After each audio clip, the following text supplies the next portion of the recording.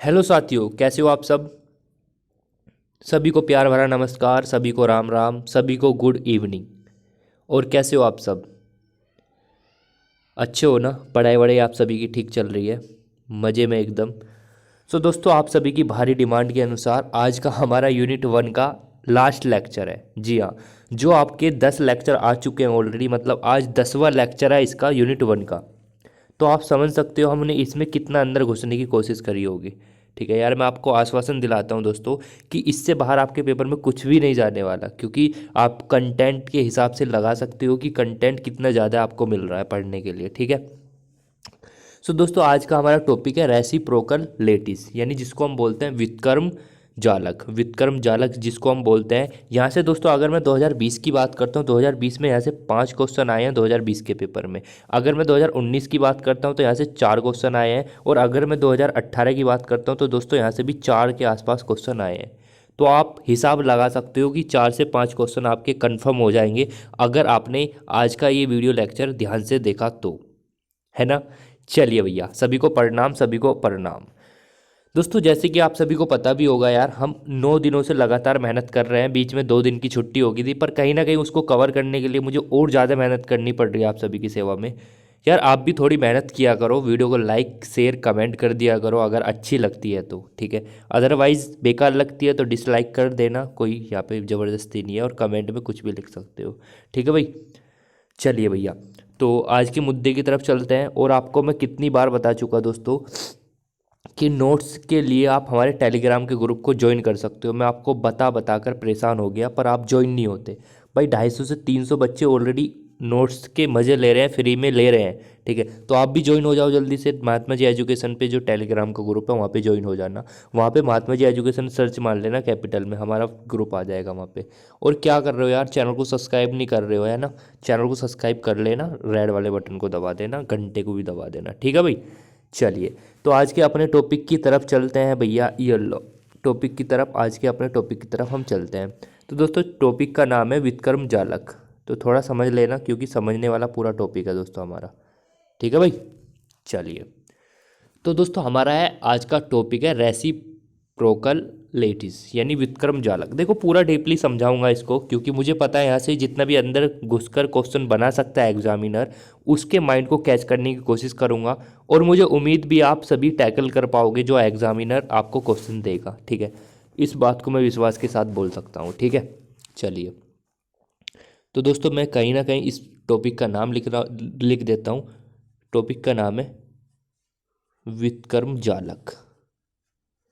अब सबसे पहले तो क्वेश्चन ये उठता है कि भैया जो आपने 2 या 3 विधि पढ़ाई थी, वे वाली लाउ की विधि, फलाने की विधि, ढिक्काने की विधि ऐसा नहीं बोलते, फलाने ढिक्काने नहीं बोलते। ठीक है। लाउ की विधि एंड रोटेशन मेथड जो पढ़ाया था, एंड आपने जो चूर्ण मेथड पढ़ाया था, उसकी मतलब ऐसी क्या कमी रही जो आपको विक्रम जालक भी बनाना पड़ा। मतलब मुझे नहीं बनाना पड़ा, साइंटिस्ट का नाम था आपका, जो साइंटिस्ट जिन्होंने ये बनाया उनका नाम था पीपी इवोल्ड। पीपी इवोल्ड, इन्होंने कॉन्सेप्ट के बारे में बताया कि भैया ऐसा ऐसा हो सकता है। अब एक क्वेश्चन यहाँ से उठता है कि भैया इस कॉन्सेप्ट की ज़रूरत क्यों पड़ी, क्योंकि भैया हमारा उससे भी तो काम चल रहा था। या रेसिप्रोकल यहाँ पे लैटिस क्यों बनाने पड़े। तो देखो, हर चीज़ के पीछे एक कहानी होती है, पीछे छुपी हुई स्टोरी होती है। तो उस स्टोरी के पीछे ही हम जानने की कोशिश करेंगे। ठीक है, तो क्या स्टोरी थी समझना। दोस्तों आप सभी को पता है बहुत अच्छे से, आप भली भांति परिचित हो। किस चीज़ से परिचित हैं सर। आप सभी परिचित हैं एक बहुत अच्छे यहाँ से, कि हमको पता है ये जो होते हैं ये लेटिस बने होते हैं, लेटिस पॉइंट होते हैं, और ये इक्वल डिस्टेंस पे होते हैं। आप सभी को मैं बता बता कर परेशान हो गया, 50 बार बता चुका हूँ। ठीक है। आप कहोगे सर आप गुस्सा मत हो करो। भाई मैं गुस्सा नहीं हूँ, मुझे इस बात से शिकायत है कि आप पढ़ाई नहीं कर रहे हो। मतलब वीडियो आ रही है डेली, आप पढ़ नहीं रहे। तो मुझे इस बात की शिकायत है। याद करो वो पहले वाला दिन जब हमने ये बुक स्टार्ट करी थी, मैंने कहा था उस टाइम पे कि आपको भी मेहनत करनी पड़ेगी। क्या हुआ, 2-3 दिन क्लास लेकर ही अटक गए। ऐसे काम नहीं चलने का, ऐसे मेहनत नहीं हो पाने की। अगर मेहनत करनी है तो पूरे दिल से मेहनत करो यार। सोचो तुम्हारे माँ बाप पे क्या बीत रही होगी। सोच रहे होंगे यार हमारा लड़का या हमारी बेटी पढ़ाई कर रही है, पर नहीं, बेटी तो पढ़ाई के नाम पर उनको धोखा दे रही है। पढ़ाई कहाँ कर रही है। तो यार पढ़ाई करो, धोखा मत दो किसी को भी।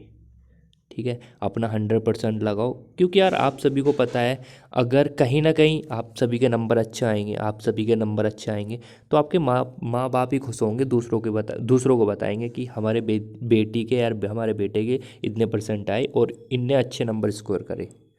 तो समझ सकते हो ना, तो कितना अच्छा फील होगा। तो यार वो फीलिंग ही एक तरफ होती है, ठीक है। तो हमेशा कोशिश करो यार पढ़ने की, ज़्यादा से ज़्यादा अपना टाइम वेस्ट मत करो बिल्कुल भी, ठीक है।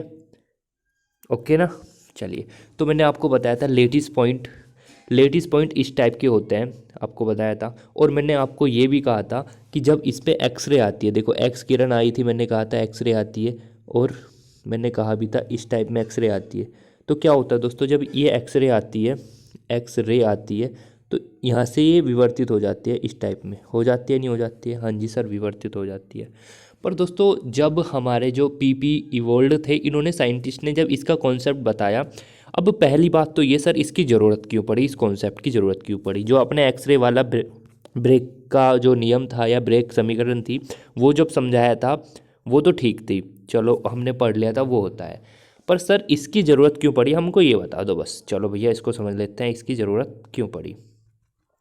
तो भैया देखो, पूरी हिस्ट्री पुरानी बातें पे हम चल रहे हैं। आप सभी को पता है क्रिस्टल में जो होते हैं बहुत ही पैरेलल प्लेन होते हैं, आपको पता है। देखो अगर मैं इस प्लेन को मिला दूं और इस प्लेन को मिला दूं, इस प्लेन को मिला दूं, इस प्लेन को मिला दूं, या फिर मैं इस प्लेन को मिला दूं, या फिर मैं इस प्लेन को मिला दूं, या फिर इस प्लेन को मिला दूं, तो आपको एक कॉमन चीज़ मिलेगी दोस्तों। या फिर मैं और भी मिला सकता हूँ, इसको ऐसा भी मिला सकता हूँ, इस प्लेन को मिला दूँ एंड इस प्लेन को मिला दूँ, मतलब पैरेलल प्लेन आपके बन जाएंगे बहुत सारे। तो हम बोल सकते हैं क्रिस्टल में क्या होते हैं दोस्तों, यानी सर हम बोल सकते हैं क्रिस्टल में बहुत सारे पैरेलल प्लेन होते हैं, जिनको हम बोलते हैं समांतर तल भी होते हैं इसमें क्रिस्टल जालक में, ठीक है भाई। अब दोस्तों हम क्या काम करते हैं, जैसे आपको पता है, मैंने बताया पैरेलल प्लेन होते हैं इसमें क्रिस्टल जालक में। तो हम क्या काम करते हैं दोस्तों, जैसे ही अभी मैं पूरी कहानी पे नहीं आया, अभी हम पूरी पुरानी बात पे चल रहे हैं। हमने देखा दोस्तों, आपको पता है ये यहाँ से यहाँ तक की जो डिस्टेंस होती है वो डी होती है, पता है ना, अंतराग्राहिक अंतराल जिसको बोलते हैं, इंटरप्लेनर स्पेसिंग जिसको हम बोलते हैं। तो दोस्तों हम देखते हैं जब हम इस पे एक्सरे डालते हैं, अच्छा सर, जब हम इस पे एक्सरे डालते हैं तो आप क्या देखते हो, आपका ये जो है ना, ये इस टाइप में विवर्तित हो जाती है जो एक्सरे किरण होती है, ठीक है।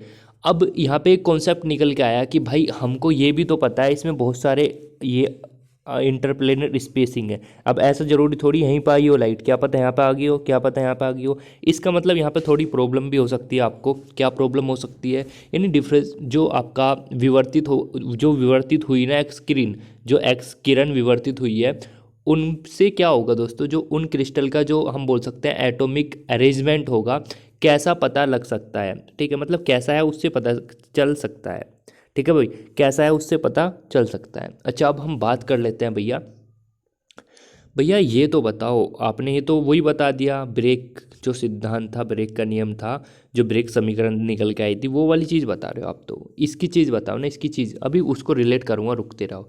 अब मैंने क्या काम करा दोस्तों, जब एक्सरे में डालता का मतलब यहाँ पे एक्स किरण में डालता रहा, तो आप एक चीज़ देखोगे कि जो इंटरप्लेनिंग स्पेस है ना, आप सभी को इंटरप्लेनिंग स्पेस के बारे में पता है, ये डी ये डी ये डी, तो बहुत सारे इंटरप्लेनर स्पेसिंग होंगे, कोई ऐसा बन रहा होगा, कोई ऐसा बन रहा होगा, कोई ऐसा भी बन रहा होगा। तो इंटरप्लेनर स्पेसिंग जो बनेगा, यानी अंतराग्राहिक अंतराल जो बनेगा, हमको ये नहीं पता चल पाने का कि कौन से इंटरप्लेनर स्पेसिंग से जो एक्स किरण डिफ्रेक्ट हो रही है, यानी जो विवर्तित हो रही है, वो कौन से से आ रही है। सपोज करो मैंने मान लिया, देखो समझना, बिल्कुल कॉन्सेप्ट जीरो से बता रहा हूँ।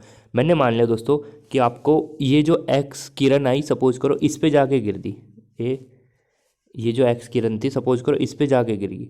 अब हमको तो ऐसा लग रहा है इस पे गिरनी चाहिए, पर ये इस पे भी जाके गिर रही होगी, सपोज करो वो इस पे भी जाके गिर रही होगी।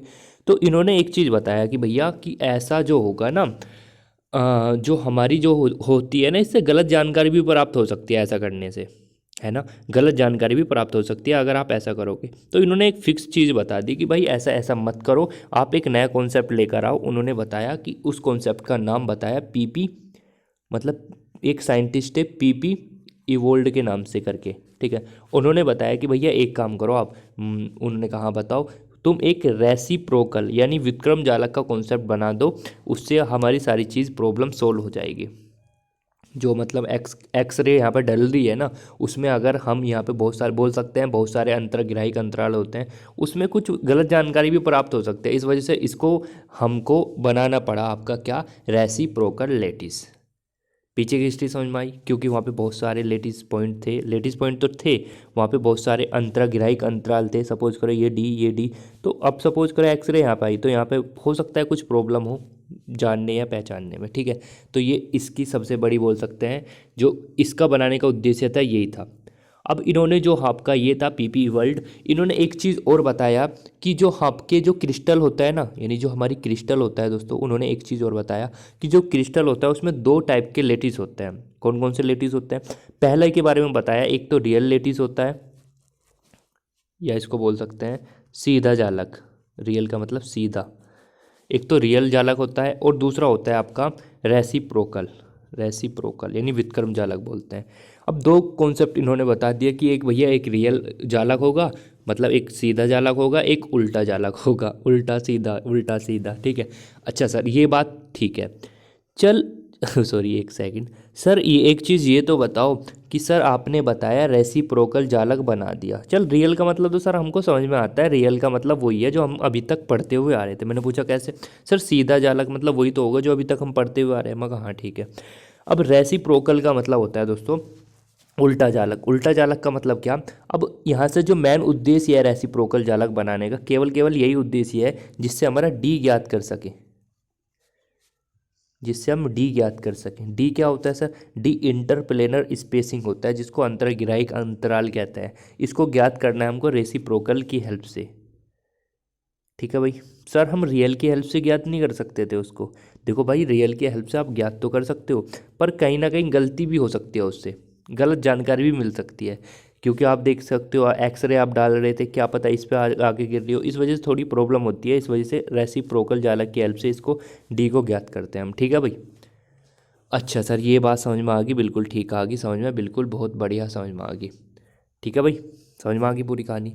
अच्छा सर ये तो बात हमारी क्लियर होगी सर। सर एक बात और बताओ, मैंने पूछा हाँ बताओ, तुमने कहा सर आप जो रेसिप्रोकल जालक होता है मतलब जो विक्रम जालक होता है सर उसको बनाते कैसे हैं, मतलब कुछ उसका बोल सकते हैं, कुछ बनाने का भी तो वो होगा जैसे आप बनाते हो। मगर हाँ भैया बना सकते हैं, देखो उसके लिए स्टेप फॉलो करने पड़ेंगे आपको, ये आपकी किताब में सब चीज़ पॉइंट डाल रखे हैं। यानी पहला स्टेप है, अगर आप कोई विक्रम जालक बनाना चाहते हो तो सबसे पहला पॉइंट आपको फॉलो करना होगा दोस्तों, कि लेटिस में जो लेटिस पॉइंट होते हैं, यानी जो लेटिस होते हैं उसमें आपको सबसे पहले एक ओरिजिन ढूंढना होगा। कैसे सर, सपोज करो दोस्तों एक मैं घन बना लेता हूँ, स्टेप सारे समझा दूंगा मैं, यहाँ पे घन बना लेता हूँ पहले। देखो सपोज करो दोस्तों मैं एक घन बना लेता हूँ यहाँ पे, इस टाइप में एक घन बन चुका है आपके सामने, इस टाइप में बन गया। अच्छा और आप सभी को पता है सबसे पहले तो दोस्तों आपको इसमें क्या ढूंढना होता है, इसमें एक ओरिजिन ढूंढना पड़ता है। तो आप सभी को पता है इसका ओरिजिन कहाँ पे होगा, या बोल सकते हैं मध्य बिंदु बोल सकते हैं, या ओरिजिन भी बोल सकते हैं, कोई प्रॉब्लम नहीं, ठीक है। तो सपोज करो इसका ओरिजिन ये मिल गया हमको, यहाँ पे मिल गया ना यहाँ पे, क्योंकि ओरिजिन ये आपको पता है ये कौन सा एक्सिस है, ये कौन सा एक्सिस है, और ये कौन सा एक्सिस है। तो पहला स्टेप यही है, सबसे पहले आपको ओरिजिन सेलेक्ट करना है। क्या करना है सर, सबसे पहले आपको ओरिजिन सेलेक्ट करना है, ठीक है भाई। अच्छा फिर क्या काम करना है आपको, जो ओरिजिन है ना, हाँ जी सर ओरिजिन है, ओरिजिन से आपको क्या काम करना है, जितने भी सेट ऑफ प्लेन है, मतलब सेट ऑफ प्लेन का मतलब है कि जितने भी समांतर प्लेन है, देखो एक ये रहा समांतर प्लेन और एक ये रहा समांतर प्लेन, चलो और भी होंगे, इधर भी होंगे, इधर भी होंगे, पहले मैं इन दो को दिखाना चाह रहा हूँ आप सभी के सामने। एक सेट ऑफ प्लेन ये रहा, एक सेट ऑफ प्लेन ये रहा। सर सेट ऑफ प्लेन का मतलब क्या है, अभी तो बताया। सपोज करो लेटिस पॉइंट है, लेटिस पॉइंट है आपके, और आपको सपोज करो इस टाइप के ये प्लेन प्राप्त हो रहे हैं, उसको बोलते हैं सेट ऑफ प्लेन, ठीक है। समझ में आ गया, बता तो दिया कि उनके बीच की दूरी डी होती है, ठीक है। अच्छा अगर सपोज करो सर एक सेट ऑफ प्लेन ये रहा, हाँ एक सेट ऑफ प्लेन ये रहा, देखो समझना, एक सेट ऑफ प्लेन ये रहा, हाँ सर एक सेट ऑफ प्लेन ये रहा, या ऐसा बोल सकते हो आप, ज़्यादा ज़बरदस्ती नहीं।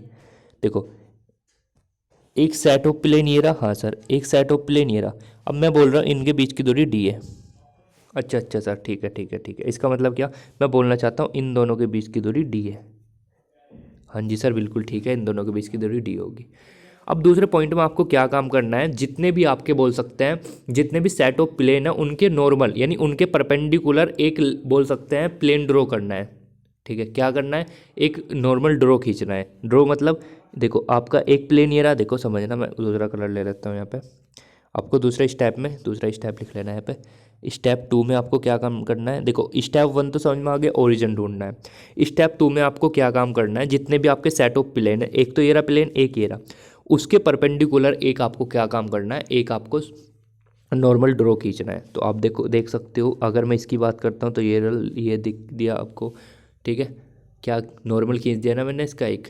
अच्छा सपोज करो दोस्तों, इसका अगर मैं बोलना चाहूँ, ये एक्स एक्सिस है ना आपका, तो मैं बोल सकता हूँ ये ए वेक्टर होगा, हाँ जी, और ये आपका बी वेक्टर होगा, हाँ जी, और ये नीचे वाला आपका सी वेक्टर होगा। ठीक है भाई, इतनी बात समझ में आती है।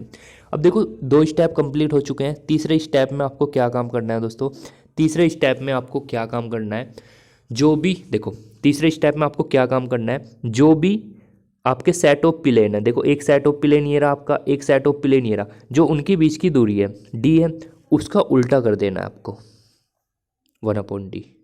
ठीक है सर, 1/d हो गया, 1/d हो गया। अच्छा स्टेप 4 में आपको क्या काम करना है, सर आपको स्टेप 4 में एक काम करना है। स्टेप 4 में जहाँ पे भी आपका सेट ऑफ प्लेन खत्म हुआ है, जहाँ पे भी आपका सेट ऑफ प्लेन खत्म हुआ है और जो आपने लाइन नॉर्मल ड्रॉ करा है, वहाँ पे एक पॉइंट खींच देना है, पॉइंट खींच देना है। अब यही ऐसे ही बन जाता है आपका क्या, जो आपके रेसिप्रोकल लेटिस होते हैं उनको बनाने का सिंपल कॉन्सेप्ट ये होता है। समझ में आई कहानी, कैसे कैसे करते हैं, कैसे कैसे नहीं करते हैं। हाँ भाई, समझ में आई कहानी, बिल्कुल आई। देखो फिर बता रहा हूँ भैया, इसके नोट्स वोट्स मैंने नहीं लिख रखे, इस वजह से मैंने समझा दिया। चाहो तो इसको अलग से लिख सकते हो कि स्टेप 1 में ऐसा करते हैं, स्टेप 2 में ऐसा करते हैं, स्टेप 3 में, स्टेप 4 में ऐसा करते हैं, जब जाके आपके रेसिप्रोकल लेटिस बनकर तैयार होते हैं। ठीक है, अब क्वेश्चन ये उठेगा, सर आपने ए क्यों लिया यहाँ पे, बी क्यों लिया, क्योंकि भैया ये एक्स एक्सिस है, वाई एक्सिस है, जेड एक्सिस, इस वजह से लिया। ठीक है, ठीक है सर 1/d क्यों लिया, क्योंकि भैया इसका रेसिप्रोकल करना होता है, जैसे हम नाम से ही पता चल रहा है, व्युत्क्रम पढ़ रहे हैं, व्युत्क्रम। तो जो ये डी होती है ना, यानी जो इंटरप्लेनर स्पेसिंग के जो बीच की दूरी होती है, उसकी जो डी होती है ना, उसका उल्टा कर देते हैं 1/d। ठीक है भाई, चलो भैया, इतनी कहानी समझ में आने के बाद देखो अभी बताऊंगा क्वेश्चन क्या आते हैं पेपर में। क्वेश्चन पेपर में क्या आएगा वही मैं आपको डिटेल में बताऊंगा, अभी जो आपका नेक्स्ट पॉइंट स्टार्ट होने वाला है। अब भैया ये भी समझ लिया हमने कि जो रेसिप्रोकल लेटिस होते हैं वो कैसे बनते हैं, व्युत्क्रम जालक क्या क्या होते हैं, कैसे बनते हैं, ये भी समझ लिया। भैया इसकी कुछ प्रॉपर्टी है या नहीं, मैंने कहा हाँ यार बिल्कुल है। चलो तो हेडिंग डालना प्रॉपर्टी। पेपर में आए हुए क्वेश्चन भी दूंगा आपको, कम से कम 6 तो 2020 के दे दूंगा, 4 10 15 20 क्वेश्चन है, 20 के आसपास क्वेश्चन तो होंगे अप्रोक्स।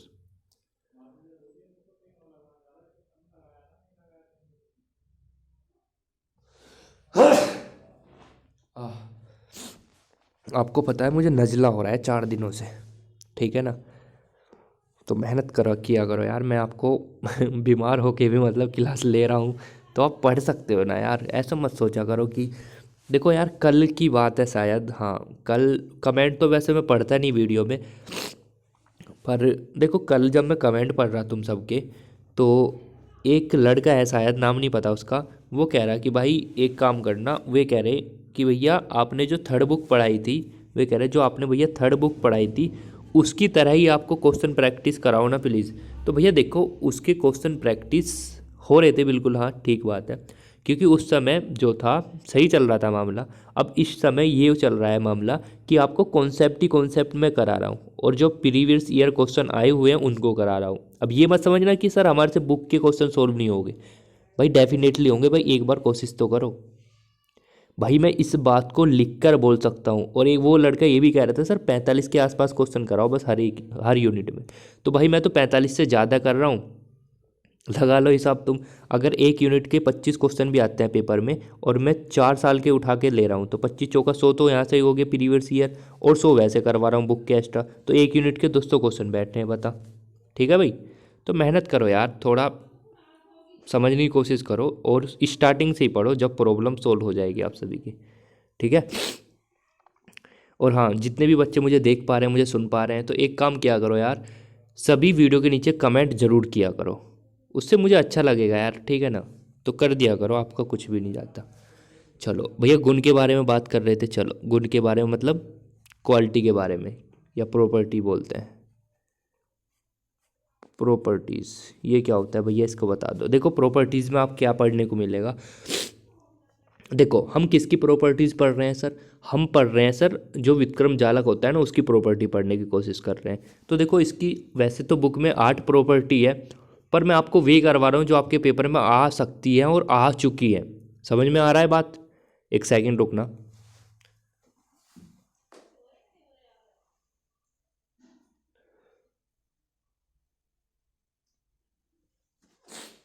हाँ भाई, मैं वे करा रहा हूँ आपको जो पेपर में आ सकती है और आ चुकी है पेपर में 4 से 5 बार। तो पहला प्रॉपर्टी है इसकी। देखो पहली प्रॉपर्टी ये बोलती है कि जो डायरेक्ट लेटिस होता है, मतलब जो सीधा जालक होता है, लिख लेना चाहे तो इंग्लिश में लिख लेना, यानी डायरेक्ट लेटिस जो होता है रेसिप्रोकल लेटिस का रेसिप्रोकल होता है।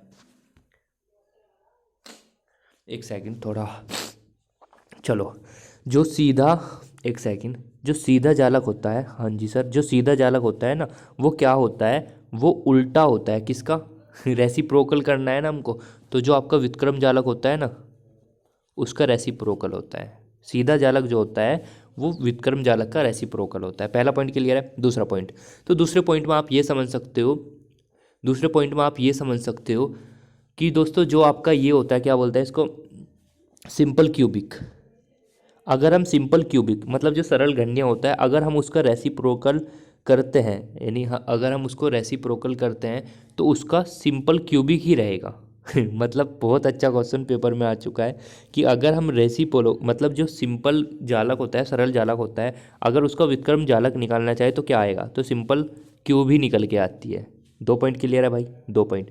तीसरा पॉइंट समझना, तीसरा पॉइंट क्या है, तीसरा पॉइंट ये है, अगर सपोज करो BCC है, बॉडी सेंटर क्यूबिक, समझ में आ रहा है, बॉडी सेंटर क्यूबिक, अगर मैं इसका रेसिप्रोकल करूं मतलब उल्टा करूं या विक्रम जालक निकालना चाहूं, तो रेसिप्रोकल लेटिस निकालना चाहूं तो आपका FCC निकल कर आता है इसमें।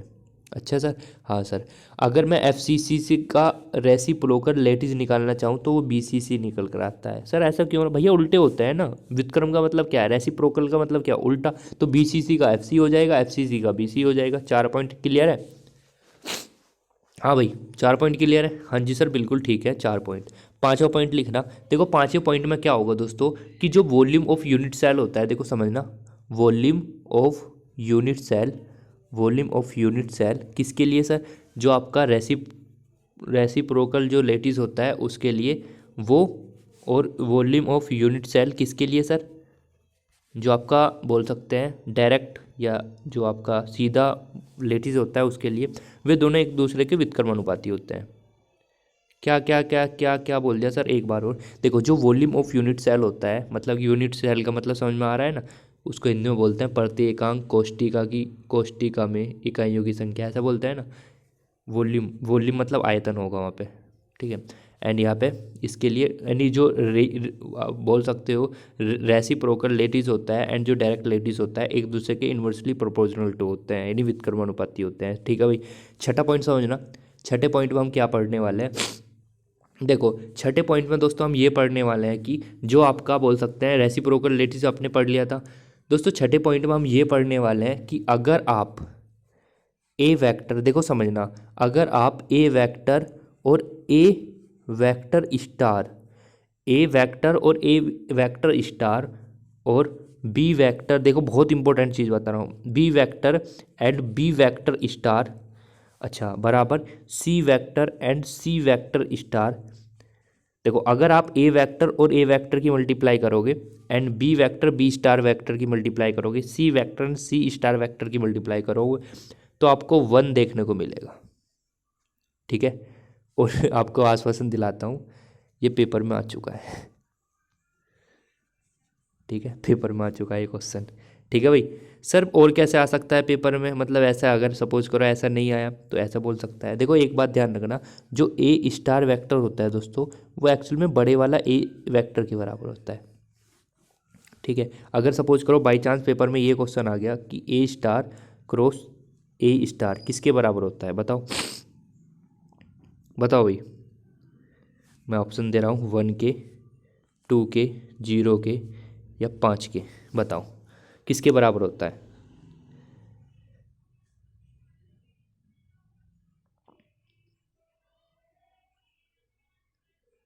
सर कैसे बोल रहे हो, समझ में नहीं आया भाई। अभी ये तो बताया, देखो ये समझना ना, अभी ये तो बताया मैंने, कुछ प्रॉपर्टी बता रहा हूँ भाई, इनसे जरूर क्वेश्चन आएगा पेपर में, गारंटी से, लिख के ले लो इस बात को।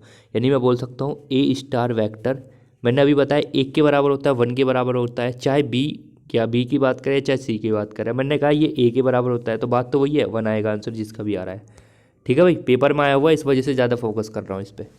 चलो भैया इतनी बात समझ में आ गई। अच्छा भैया अगर सपोज करो, मैंने पूछा हाँ भैया अभी तो तुमने लिया ऐसे, मैंने पूछा कैसे लिया, तुमने कहा भैया अभी तो तुमने लिया ऐसे सेम सेम वाले, मैंने कहा अच्छा ज़्यादा दिमाग लगा रहे हो मतलब तुम तो है, मतलब आगे आगे चल रहे हो मेरे से। C vector and C star vector, sir अभी तो लिया आपने वैसे वाला जो सेम सेम है, देखो ए बी बी सी सी, तो सर इनका तो सेम वालों का आ गया 1। चलो सर आपकी बात मान ली। सर अगर सपोज करो ऐसा हो, मैंने पूछा कैसे, देखो सर अगर ऐसे हो, एक तो बी हो और एक ए के रूप में हो, अच्छा सर एक सी हो एक बी के रूप में हो, मैंने कहा अच्छा, और एक सर सपोज करो एक हो और एक सी के रूप में, फिर क्या होगा सर? फिर भी 1 आएगा? नहीं, फिर आएगा 0। ठीक है, समझ में आ रही है कहानी? समझ पा रहे हो मतलब कैसे कैसे मैं इसको रिलेट कर रहा हूँ? हो सकता है इस बार पेपर में ये वाला क्वेश्चन आ जाए। और मैंने आपको ये बताया कि ए स्टार वेक्टर किसके बराबर होता है? ए वेक्टर के। ऐसे दोस्तों आपका जो बी स्टार वेक्टर होता है, चाहे तो लिख लेना, मैंने लिख नहीं रखा है नोट्स में, पहली बता रहा हूँ, इसको लिख लेना, कभी नो सोचो सर नोट्स के भरोसे है, इसमें नोट्स में नहीं लिखा हुआ। अच्छा सर ये बी वेक्टर के बराबर हो जाएगा। अगर सर हम सी स्टार वेक्टर की बात करें तो वो सी बड़े वाला सी वेक्टर के बराबर हो जाएगा। ओके, जल्दी स्क्रीनशॉट लो, पेपर में आएगा ऐसा कुछ ना कुछ। हाँ भाई जल्दी स्क्रीनशॉट ले लो सभी। ले लिया, चलो अब सर हम आगे बढ़ सकते हैं। नहीं भैया अभी कहाँ आगे बढ़ रहे हो अभी तो बेसिक जो था इसका पूरे का मैंने आपको बता दिया कि बेसिक क्या है। ठीक है भाई, अब देखो आप पढ़ सकते हो भाई, पूरा पूरा कॉपी पेस्ट कर रखा है मैंने, उसको पढ़ लेना। ठीक है, चलिए भैया, भैया ये भी आपने बता दिया, देखो मैंने इसके स्टेप नहीं लिखे, स्टेप आपको खुद लिखने हैं जो मैंने आपको बताए थे। ठीक है, चलिए भैया ये भी हो गया। चलो भैया गुण बताए थे आपने इसके, मैंने कहा हाँ बताए तो थे, पहला दूसरा तीसरा चौथा 5 गुण बता दिए थे। छठा गुण और है इसमें एक एक्स्ट्रा, अगर सपोज करो दोस्तों, छठा गुण भी इंपॉर्टेंट है। अगर सपोज करो दोस्तों ए बी और सी, यानी जो ए बी सी है वो ऑर्थोगोनल, सपोज करो ऑर्थोगोनल पॉइंट है या ऑर्थोगोनल जो वेक्टर है ए बी सी है, तो दोस्तों आपका एक देखने को मिलेगा ए star B star c star vector जो होंगे रेसिप्रोकल लैटिस होंगे। ठीक है, एक पॉइंट ये भी ऐड कर लेना उसमें। चलिए भैया आगे चलते हैं। अब देखो एक कॉन्सेप्ट बताने वाला हूँ और यहाँ से डेफिनेटली यार पूरा आज का जो लेक्चर है ना पूरा डेडिकेटेड है आपके एग्जाम को लेकर। ठीक है, अगर कोई बच्चा बाद में इस वीडियो के देखेगा कि भैया कि हम 2021 में देख रहे, 22 में देख रहे, 25 में देख रहे, तो सर यही आएगा पेपर में, भाई डेफिनेटली यही आएगा क्योंकि पूरा सिलेबस मैंने आपको कराया है। ठीक है, चलिए तो विक्रम जालक सदिश ये क्या होता है भैया? देखो इसको भी समझ लेना, इसका एक फॉर्मेट होता है, ए बराबर इतना होता है। सर ये फॉर्मूला कैसे आता है निकल के? भैया ये फॉर्मूला ही होता है। सर बताओ ना प्लीज़ एक बार कैसे कैसे होता है, देखो समझना इसको। चलो भैया देखो, अगर हम ए की बात कर रहे हैं, देखो ए स्टार यानी ए स्टार नहीं सॉरी ए वेक्टर की बात करते हैं, और ए वेक्टर आपको पता है किसके बराबर होता है? सर ये ए वेक्टर बराबर होता है ए स्टार वेक्टर के। मैंने कहा हाँ चलो ठीक है। सर ये बी वेक्टर किसके बराबर होता है? सर ये होता है बी स्टार वेक्टर के। बिल्कुल ठीक सर। अच्छा सर अगर मैं बात करना चाहूँ ए की, तो समझना ए की बात कर रहा हूँ, तो सबसे पहले आपको क्या काम करना है? 2 पाई लिखना है। क्या करना है भैया? 2 पाई लिखना है। हाँ भैया ठीक है। अब देखो ए की बात कर रहे हैं, देखो समझ लेना बहुत इंपॉर्टेंट है, पेपर में ये भी पूछा जा चुका है, ध्यान रखना, इस वजह से मैं ज़्यादा गौर दे रहा हूँ और याद करने की कोशिश कर रहा हूँ। देखो यहाँ पे ए है, हाँ सर इसका मतलब ऊपर ए वाला तो आने का नहीं, ए वाला नहीं आएगा तो भैया बी और सी वाले आएंगे और क्रॉस प्रोडक्ट में आएंगे। अपोन में भैया ए की बात कर रहे तो नीचे ए ले आओ, अच्छा उसकी डॉट प्रोडक्ट में वही ले आओ जो ऊपर लिखा है, ख़त्म काम पैसे हजम। तो यही इसका फॉर्मूला होता है भैया। अगर सपोज करो भैया हम तो आपकी बात नहीं मान रहे, मैंने हाँ बोला हाँ जी बताओ, फिर तुमने कहा भैया एक काम करो, मैंने हाँ बताओ, तुमने कहा चलो भैया अगर हम बी वेक्टर का निकालना चाहें तो कैसा आएगा, तो मैंने फिर वही फॉर्मूला बताया। तो कौन सा भैया?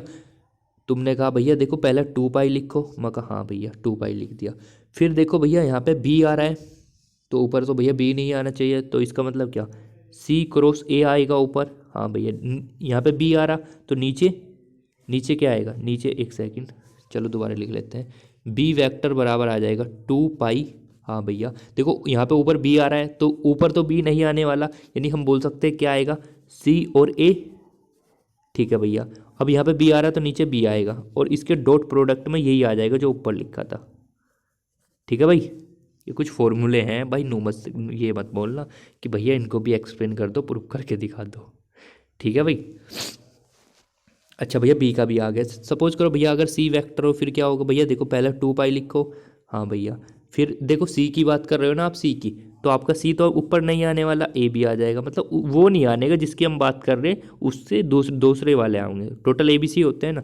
अच्छा भैया इसके अपोन में क्या आएगा भैया, देखो अपोन यहाँ पे लिख रहा हूँ, इसके जो अपोन में आएगा सर वो यही आएगा सी, और जो यहाँ पे लिखा वो ए क्रॉस बी। ख़त्म काम, पैसे हजम। ठीक है, स्क्रीनशॉट ले लो जल्दी से। चलो भैया इतनी सब बात समझ में आ गई।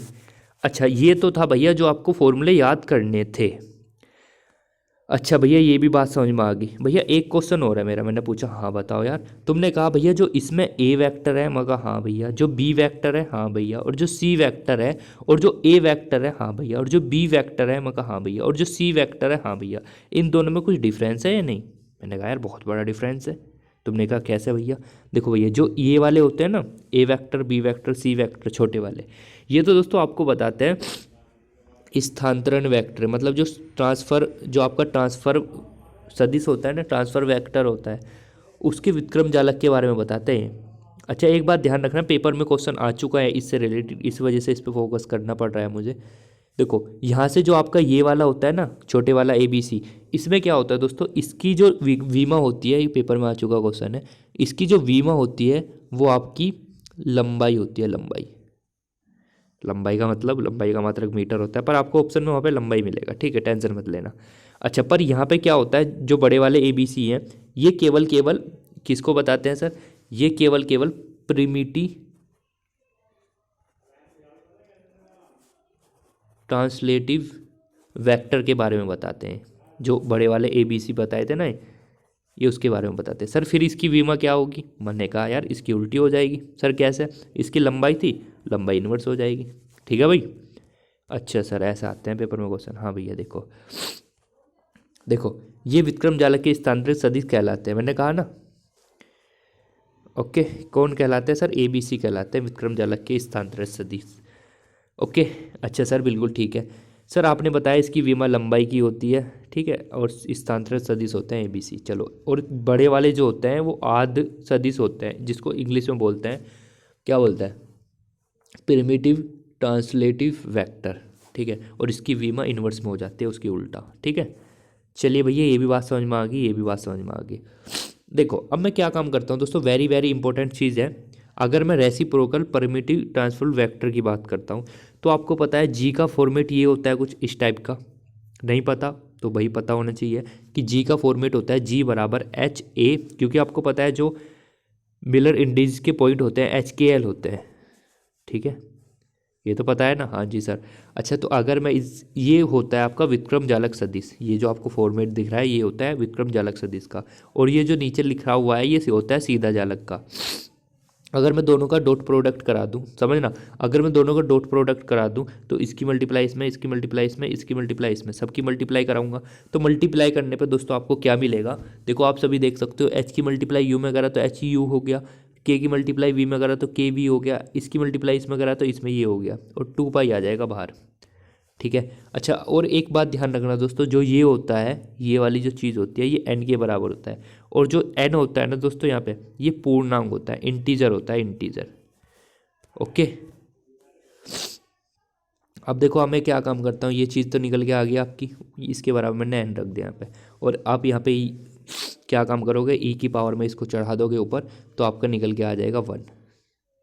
ठीक है सर, 1 कैसे आया? पर फॉर्मेट नहीं पढ़ा, इलियट्स थ्योरम, इलियट्स थ्योरम नहीं थी, ई की पावर आई थीटा वाला, क्या हुआ करता था, कोस थीटा प्लस आई साइन थीटा, बस वहाँ से निकल जाएगा। देख लो थीटा का मान कितना है, और एन का मान 1 2 3 4 रख देना। ठीक है, तो 1 ही निकल के आएगा।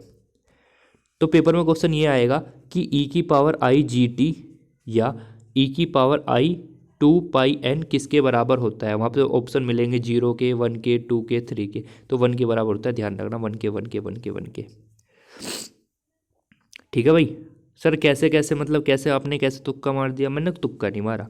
देखो जो जीटी का फॉर्मूला निकल के आता है दोस्तों, जीटी का, ठीक है, वो आता है आपका 2 पाई एन निकल के, 2 पाई एन।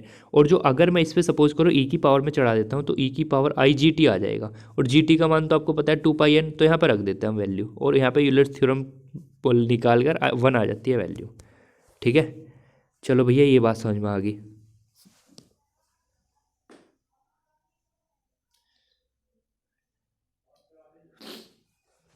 ठीक है भाई, इतनी बात समझ में आती है भैया।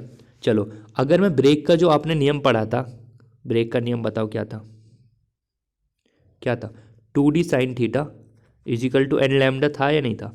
अगर मैं उसको विक्रम जालक सदिश के पदों में लिखना चाहूँ तो वो इस टाइप में आपको देखने को मिलेगा।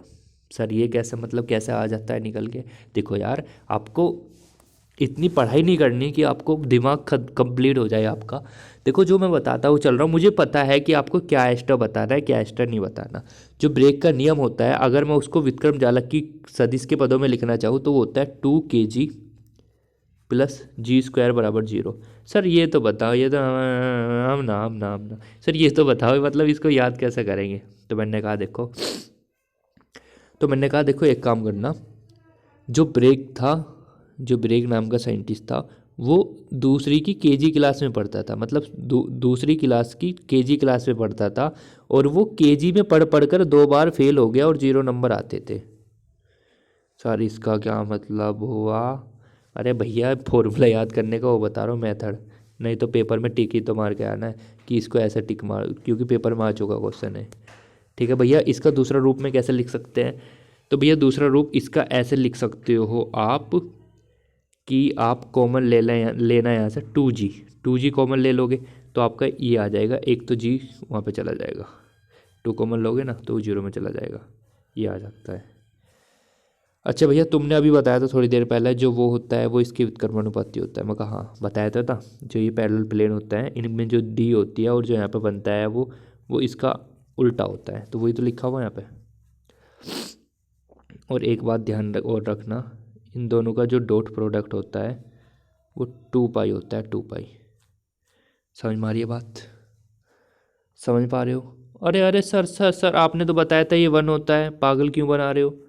भैया मैंने डॉट वाला क्रॉस वाला बताया था 1, ठीक है, और अगर डॉट वाला आ रहा है वो होता है 2 pi. Okay okay okay sir, okay okay okay. चलो भैया, अब मैं यहाँ पे कुछ पार्टों में इसको डिवाइड करने वाला हूँ। एक तो सिंपल क्यूबिक पढ़ेंगे, फिर एफसीसी पढ़ेंगे, फिर बीसीसी पढ़ेंगे। बहुत बड़ा टॉपिक है यार। देखो समझाने की पूरी पूरी कोशिश करूँगा। देखो पहले, सबसे पहले हम निकाल लेंगे ए वेक्टर। ए वेक्टर आप सभी को पता है इसके बराबर होता है। हो सकता है आज का थोड़ा प्रॉब्लम हो समझने में, क्योंकि आज का थोड़ा फॉर्मूले का यूज कर रहे हैं इस वजह से। तो आपको पता है इसके बराबर होता है दोस्तों। अगर मैं कोशिश करना चाहूँ तो इसको मैं लिख सकता हूँ 2 पाई a/i कैप, या कहीं कहीं आपको एक्स कैप भी मिल जाएगा किताब में, तो आप घबराना मत। ठीक है। अच्छा भैया चल, अब भैया सपोज करो हम ए की निकाल रहे थे तो आपका आई आया, हाँ भैया। अगर भैया अब सपोज करो बी की निकाल ले तो यहाँ पे जे आ जाएगा। अच्छा अगर सी की निकाल ले तो के आ जाएगा, बस कंप्लीट। आ गया ना वही। अब देखो यहाँ से किताब में लिखा हुआ है जो 2 पाई/a है ये क्या रिप्रेजेंट कर रहा है। देखो सपोज करो सी वेक्टर आ गया, इतना आया है नहीं आया, सी वेक्टर बराबर 2 पाई/a, ये रिप्रेजेंट कर रहा है कि 1/a हो रहा है। देखो 1/a हो रहा है, नहीं हो रहा है, इसका मतलब ये व्युत्क्रम जालक को रिप्रेजेंट कर रहा है कि 1/a। मैंने कहा था ना उल्टा होता है, जैसे सपोज करो ए है तो 1/a हो जाएगा, उल्टा होता है ना, वही चीज़ रिप्रेजेंट कर रहा है। अच्छा भैया एफसीसी की बात करना जरा। देखो एफसीसी में क्या होगा दोस्तों, एफसीसी में ये होता है, अगर हम ए की बात करते हैं, देखो ए की बात कर रहे हैं तो दोस्तों यहाँ पे नीचे ए होगा, क्योंकि आपको पता है जो क्यूब होता है उसमें जो भुजा होती है वो बराबर बराबर होते हैं, ए, इस वजह से सबके नीचे ए लिखा हुआ मिलेगा आपको। अच्छा सर, सर ये मैन वाली बात बताओ, ये वाली, चलो ये तो प्रॉब्लम हमारी सोल्व होगी ए होने वाली। इसके अंदर वाला हिसाब किताब बताओ कैसे सोल्व करेंगे। देखो यहाँ पे ए आ रहा है, हाँ सर, तो आपको स्टार्टिंग वाले ए बी सी, देखो जो आपको स्टार्टिंग वाले हैं ना, हाँ सर देखो इसके हिसाब से चलना, इसके हिसाब से ए है यहाँ पे तो ए के बाद तो बी आएगा, हाँ भैया ए के बाद आएगा बी।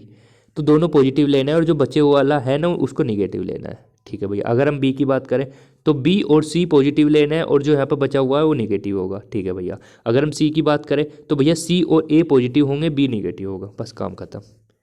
ओके, एक बार और देख लेना उसको रिकैप करके।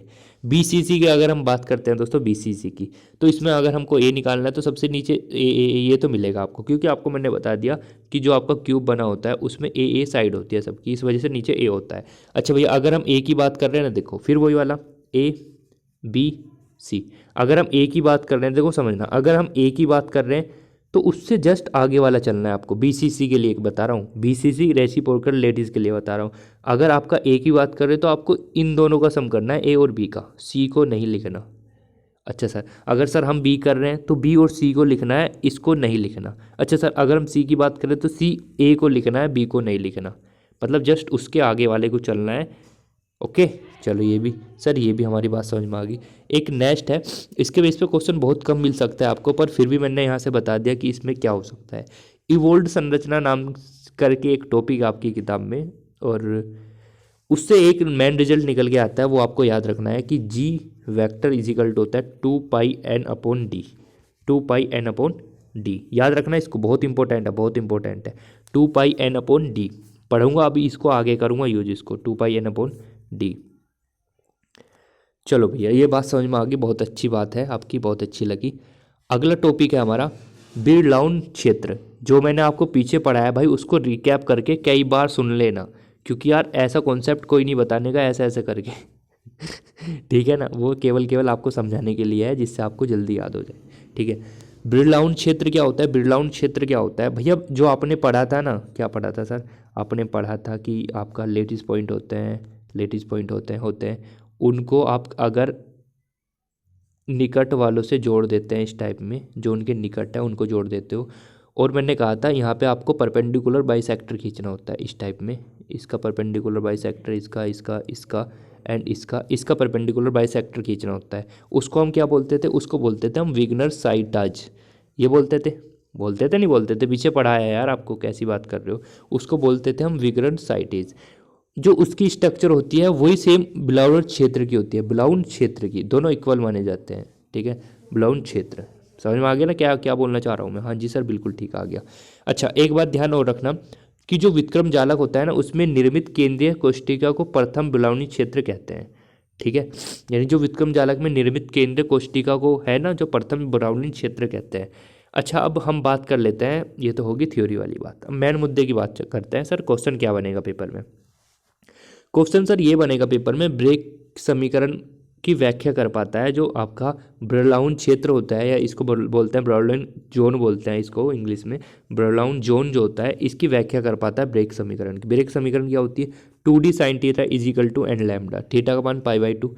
Sir sir sir sir sir मैं कहा, हाँ बता सर, π/2 क्यों लिया आपने? मैंने कहा देखो, π/2 इस वजह से लिया क्योंकि परपेंडिकुलर बाई सेक्टर हम खींचते थे ना उसमें, तो थीटा का मान 90 होता था। हाँ चलो ठीक है, यहाँ पर 90 रख दो, तो आपको मिलेगा भैया 2d बराबर n लैम्डा। ठीक है, यानी अगर हम लैम्डा बराबर निकालना चाहें, और d जो d होता है इसमें भुजा होती है a, तो हम क्या काम करते हैं, d को a के बराबर रिप्लेस कर देते हैं, तो d के स्थान पर हम a पुट कर देंगे। तो मेन चीज़ आपकी निकल के आ चुकी है, लैम्डा बराबर 2a/n। बिल्कुल ठीक है सर। अभी हमने पीछे एक चीज़ पढ़ी थी, अगर आपको याद हो बताओ हाँ या ना। हमने एक पीछे एक चीज़ पढ़ी थी, k बराबर 2π/λ। और ये क्वेश्चन भी यार पता नहीं 5वीं 6वीं का क्वेश्चन है, 5वीं 10वीं 11वीं का क्वेश्चन है, जिसको बोलते हैं हम के को क्या बोलते हैं बताओ? देखो के जो होता है दोस्तों, इसको हम के का फॉर्मेट होता है के बराबर 2π/λ। तो अगर यहाँ से मैं लैम्डा निकालना चाहूँ तो लैम्डा बराबर 2π/k। देखो ये भी लैम्डा के बराबर, ये भी लैम्डा के बराबर, क्या ये दोनों बराबर हो सकते हैं? हाँ भैया, लैम्डा लैम्डा बराबर होंगे, तो इसके बराबर मैं इसको कर लेता हूँ। ठीक है भाई, तो दोनों को बराबर करता हूँ, 2 से 2 उड़ गया, हाँ भैया, तो के बराबर आ जाता है आपका n π/a। और very very very very important format है। और ध्यान रखना दोस्तों, जो यहाँ पे n होता है वो धनात्मक पूर्णांक भी हो सकता है, ऋणात्मक पूर्णांक भी हो सकता है। इस वजह से हम बोल सकते हैं दोस्तों कि जो आपका ये है ना, हाँ सर, जो आपका ब्रलाउन क्षेत्र होता है, इसका जो बीज क्षेत्र होता है, यानी इसका जो एरिया होता है -1 से जो होता है वो +1 के बीच में होता है। ठीक है, प्रथम ब्राउलिन क्षेत्र की अगर हम बात करें प्रथम की, तो -1 से +1 के बीच में इसका एरिया होता है। ओके भाई, चलो और सब देखते रहना आप सभी। चलो एक चीज़ और बताना चाहूँगा आपको यहाँ पे, अगर हम प्रथम ब्राउन क्षेत्र का आयतन की बात करें दोस्तों, तो अगर हम देखो एक चीज़ यहाँ पे कॉमन मिलेगी आपको, तो 2 पाई/a, देखो यहाँ पे भी लिखा होगा आपका,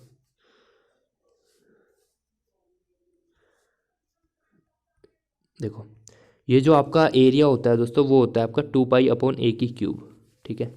ये इसका एरिया होता है। एरिया सर निकल के कैसे आता है, देखो यार करने को मैं डेरिवेशन कर दूंगा इसकी, पर कहीं ना कहीं आपका समय बर्बाद होगा और मैं नहीं चाहता आपका कीमती समय बर्बाद हो, ठीक है। तो डायरेक्ट याद कर सकते हो कि प्रथम ब्राउन क्षेत्र का जो आयतन होता है 2 पाई/a³ होता है। ओके भाई, चलो भैया, अच्छा ये भी बता दिया इसके बीच में होता है, ये भी बता दिया। चलो भैया अब एक चीज़ और बताओ, मैंने बताया हाँ पूछो। तुमने कहा कि जो सर प्रथम बिलाउनी क्षेत्र होता है, हम ये तो पता चल गया कि सर ये -1 से +1 के बीच में होता है। मगर हाँ ठीक है सर, अगर हम इसके विक्रम जालक बनाना चाहें तो कैसे बनेगा, तो मैंने कहा बेटा एक काम करना, 6 विक्रम जालक बनेंगे इसके। मैंने कहा कैसे, देखो एक तो +-a वेक्टर, मगर हाँ एक +-b वेक्टर, मगर हाँ एक +-c वेक्टर, ये 6 बनते हैं। 6 कैसे सर, देखो +-2 तो ये हो गया, 2 ये 2 ये, तो 6 इसके विक्रम जालक बनते हैं। सर कैसे बनते हैं, जो मध्य बिंदु होता है ना उसके लंबवत तल खींचना होता है जब भी बनते हैं। अच्छा वो इस टाइप में ये होते हैं, इनकी जो रेंज होती है ना, इनके बनने की जो रेंज होती है वो इस टाइप में ये होती है। देखो a/2 +-a/2 करेंगे तो +-a(i) हो जाएगा, ये j हो जाएगा, ये k हो जाएगा, ये इसकी रेंज होती है। ये पेपर में भी आ चुकी है, ठीक है। ओके, अब देखो आपका काम, देखो कितना सारा काम है, बहुत सारे क्वेश्चन मैंने आपको करने को दिए हैं भाई। देखो आप सभी ये PYQ क्वेश्चन है सारे जो पेपर में आ चुके हैं। अब आपका काम ये है, PDF फाइल मिल जाएगी इसकी टेलीग्राम के ग्रुप पे, देखो यहाँ पे मिल जाएगी आपको। ये जो टेलीग्राम का ग्रुप है यहाँ पे PDF फाइल मिल जाएगी। जितने भी क्वेश्चन हैं आज के लेक्चर से सारे सोल्व हो जाएंगे, उम्मीद करता हूँ। एक आधा अगर हुआ नहीं हुआ तो समझ लेना वो इस टॉपिक से नहीं है, वो हो सकता है फालतू क्वेश्चन ऐड हो गया हो PDF में, ठीक है। तो डरना मत, आप कर सकते हो यार, आप बहुत अच्छा कर सकते हो, ठीक है ना। और हो सकता है आज की क्लास बहुत लंबी होगी यार, देखो 47 मिनट हो गया हमें। ओके, तो मेहनत करते रहो, बस मैं यही कहना चाहूँगा। और जितना भी हो सकता है, देखो हमने 5 क्वेश्चन कवर करने की कोशिश करी है आज।